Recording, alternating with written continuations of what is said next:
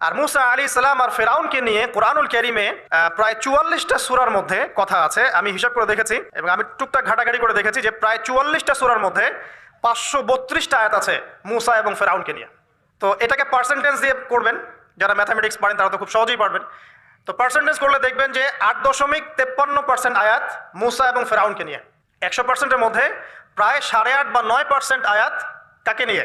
মুসা এবং ফেরাউনকে। এমনি এমনি তো আল্লাহ পাক এই কাজটা করবেন না নিঃসন্দেহে। এর মধ্যে একটা শিক্ষা বা মেসেজ আছে, সেটা হলো আমাদের জন্যে, উম্মতে মুহাম্মাদির জন্য যেই সব জাতির মধ্যে সবচেয়ে বেশি শিক্ষা আছে তার মধ্যে সবচেয়ে ইম্পর্টেন্ট হচ্ছে মুসা এবং ফেরাউনের সময়।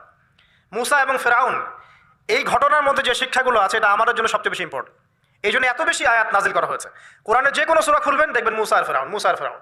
কী কারণ? এমনি এমনি নিঃসন্দেহে শেষ জামানে আমরা যারা বাস করব তাদের জন্য এই ঘটনার মধ্যে বিশাল কিছু শিক্ষা আছে। শিক্ষাগুলো আমরা ইনশাআল্লাহ আজকে জানবো। তাহলে মিশরে কিভাবে বনু ইসরাইল আসলো? ইউসুফ আলাইহিস সালামের মাধ্যমে। ঠিক আছে, ইউসুফ আলাইহিস সালামের মাধ্যমে মিশরে বনু ইসরাইলের আগমন হলো। এর আগ পর্যন্ত বনু ইসরাইল থাকতো ওই যে প্যালেস্টাইনে। এখন ইউসুফ আলাইহিস সালামের শাসন আমল যতদিন ছিল ততদিন পর্যন্ত বনু ইসরাইল মিশরে খুব ভালোভাবেই জীবনযাপন করত। কিন্তু যখন তার যুগটা চলে গেল তখন সেখানে ফেরাউনদের যুগ আসলো। কাদের যুগ? ফেরাউনদের যুগ। আর ফেরাউন শব্দের অর্থ হচ্ছে এটা একটা রাষ্ট্রীয় পদ, যেমন প্রেসিডেন্ট, প্রাইম মিনিস্টার এমন পদ আছে। ফেরো বা ফেরাউন এটা হচ্ছে একটা রাষ্ট্রীয় পদের নাম। তো ফেরাউনের আসল নাম হচ্ছে রেমেসিস। কি নাম? রেমেসিস। রেমেসিস 1, রেমেসিস 2 এরকম করে নাম থাকে আর কি।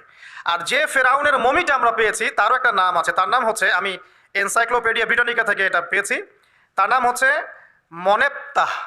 যে ফেরাউনের মমিটা আমরা পেয়েছি এর নাম হচ্ছে মনেপ্তাহ। তার মূল নাম, তাকে রেমেসিস বলা হতো, আর তার টাইটেল হচ্ছে ফেরো বা ফেরাউন। ঠিক আছে, এখন এই ফেরাউনদের সময় ইউসুফ আলাইহিস সালামের রেখে যাওয়া সেই যে বনু ইসরাইল, এরা আর উন্নত জীবনযাপন করতে পারলো না। তারা দাসত্বের শৃঙ্খলা আবদ্ধ হলো, তাদের উপর জুলুম নির্যাতন শুরু হতে লাগলো। এক পর্যায়ে ফেরাউন তাদেরকে ডিভাইড অ্যান্ড রুলের মতো করে সমাজে নিপীড়িত করতে লাগলো। আর ফেরাউনের অনেক পাপ ছিল, যে পাপটা আমরা আসলে অল্প কথায় ব্যাখ্যা করতে পারবো না। এক কথায় সে নিজেকে আল্লাহ দাবি করেছিল। তারপরে সে সমাজের মধ্যে শিরকের প্রচলন ঘটাতো। সে কন্যা সন্তানদেরকে জীবিত রাখতো, পুত্র সন্তানদেরকে হত্যা করে ফেলতো। সে সমাজের মানুষদেরকে বিভক্ত করত, দুর্বলের উপর সবলের অত্যাচার চালাতো। এবং তার একটা অহংকার ছিল, সেটা হচ্ছে সেনাবাহিনীর অহংকার। সে মনে করতো যে সে ওই সময়কার সুপার পাওয়ার, তাকে কেউ পরাজিত করতে পারবে না। ঠিক এখনকার বিশ্বের পরাশক্তিগুলোর মতোই তার দাম্ভিকতা ছিল আর কি।